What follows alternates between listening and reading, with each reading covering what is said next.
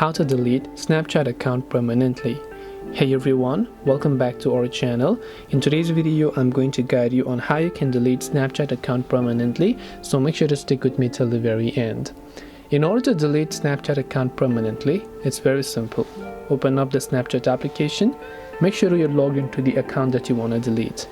Tap on the Bitmoji avatar from the top left of the screen here. Then tap on the gear icon located at the top right hand side of the screen again.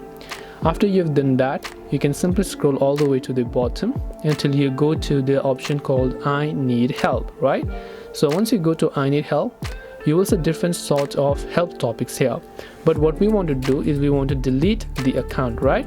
So here you can see different sort of options under managing my account. But in the search bar, I'll just type in delete my account. Then I will see the delete my account article here. All you have to do is select go to Snapchat accounts portal. So tap on this account portal link. Then it will take you to your web browser, where first of all you have to log into your Snapchat account again. Then once you log in, your account will get successfully deleted. This is the way on how you can delete your Snapchat account permanently. Hope this video was helpful. If you have got any questions, feel free to leave them down below. Thank you for watching till the end and see you soon in the next video.